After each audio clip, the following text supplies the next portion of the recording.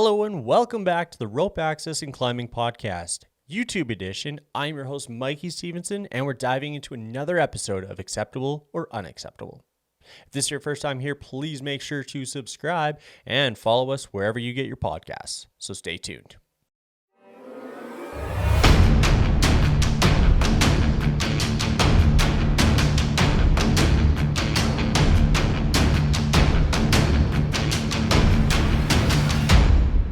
Step into your harness and get ready for a podcast about the vertical world.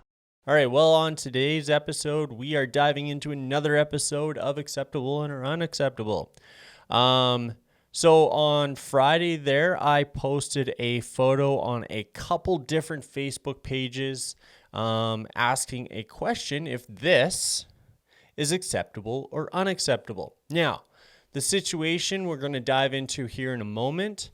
But if you want to be part of the conversation, make sure you head over to those Facebook pages and, share your thoughts on the different situations that I post.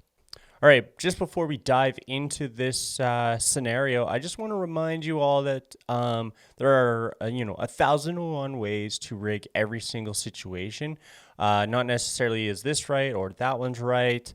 So just keep that in mind. Keep an open mind. Be respectful to other people's opinions. So let's dive into it.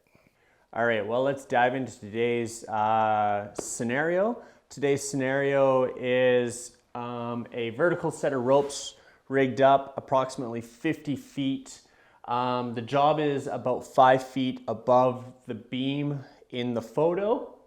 And the I-beam here is an old, rusty, abrasive beam. So, obviously needs some sort of rope protection mitigation there.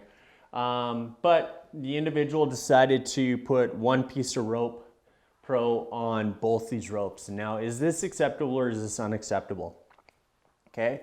Step one here is how abrasive is that beam here? Okay. Obviously, the ropes here are leaning on the beam, access is from the bottom. So there is going to be a great deal of chafing there. Secondly here, how much abrasion resistance is your rope pro? If it's those, crappy canvas rope pros from way back when, obviously that's just smoke and mirrors and they're not going to do anything for you. So toss those in the garbage, trying to figure something else out. You need something a little bit more robust. Now, at the end of the day, this is definitely not the best practice, okay? IRATA and SPRAT definitely suggest and recommend that you have great consideration to having ropes independently protected. It is not a shall, it's a should. But at the end of the day, why wouldn't you? Okay. If there's any potential that the ropes are going to cut through the rope protector, why would you not protect each rope independently? Okay. It goes back to the whole aspect of redundancy from the harness all the way through to the anchorage. It goes from the aspect of, double protection, however you want to word it. Why would we ever want to rely on only one piece of rope protection? So is it acceptable? That depends. Is it the best practice? Absolutely not. Now, when I'm teaching, I tell people that it is a requirement, it's mandated, but at the end of the day, reading into the fine details of both the International Code of Practice and the Safe Work Practices of IRATA and SPRAT, it is only a recommendation. It's not a requirement. However, this is your life on the line. Now, with all the Facebook pages that I posted this on, a situation like this came up where obviously I have nylon slings here, but a lot of people said you should put steel slings here in lieu. The reality here, this is not acceptable in this circumstance. And the reason being is you have two knots at the same elevation. You still have that edge here that you have to, that the steel slings are there to protect. So to bypass it, you still need to get on these ropes. Okay. Well, you're bypassing bare ropes on that edge. That's not acceptable, okay? We would need to put rope protection on each of these ropes as well. But if you've listened to any of my podcasts, I always talk about you must rig the ropes up for the rescue and then adjust the rigging according to the scope of work being conducted. What's your rescue plan to descend through this? Okay? It's absolute garbage if you think that this is acceptable. Okay? You got an abrasive sharp edge here, okay? And you're gonna have to now bypass this with a casualty to get onto this re-anchor on that sharp edge or abrasive edge, and then do a re-anchor underneath it. Absolute garbage concept, okay? Now, that being said, there's a time and a place for that. If the work is being done underneath that edge, then this is a great mitigation to avoid that sharp edge, absolutely. But in the circumstance where you're working above it, absolutely not, okay? Now, another consideration was padding the edge. So instead of actually having the rope pro on the rope specifically, you put the rope pro around the beam. Okay, that's a great mitigation. But then you also have to worry about the side-to-side action, okay? So depending on how high the ropes are to the beam, you will have to watch out for that side-to-side. So if you're gonna put the rope protection on the structure itself to protect it that way and pad the edge, which is a great option, absolutely. You do have to go out of your way to ensure that these ropes cannot come off of that rope protector.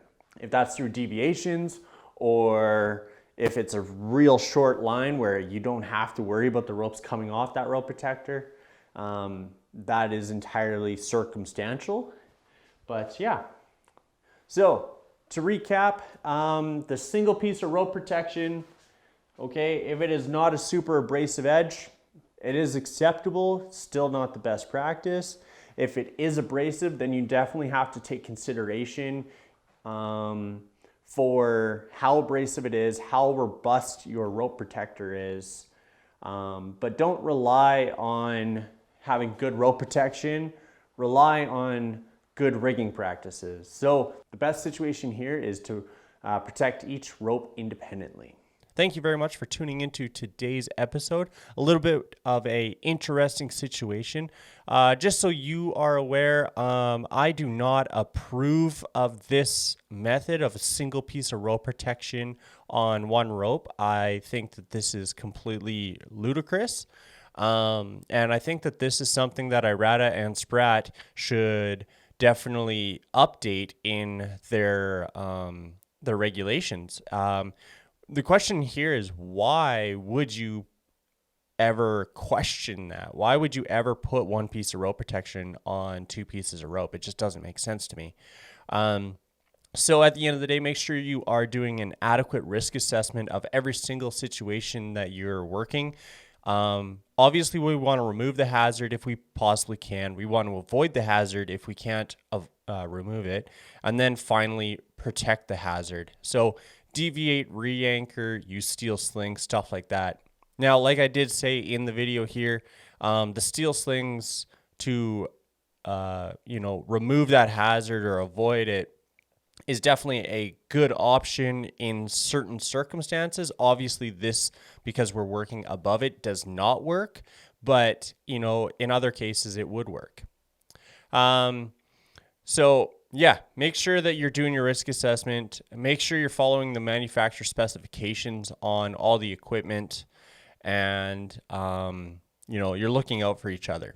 IRATA and SPRAT have some reference material I'm going to attach right here. Check that out. Go to irata.org or sprat.org to find that information. Okay. So if you like this episode, make sure to hit the like button. Let me know how you feel about this whole situation in the comments below. Subscribe if you haven't already. Follow us wherever you get your podcasts, and I'll see you on the next one.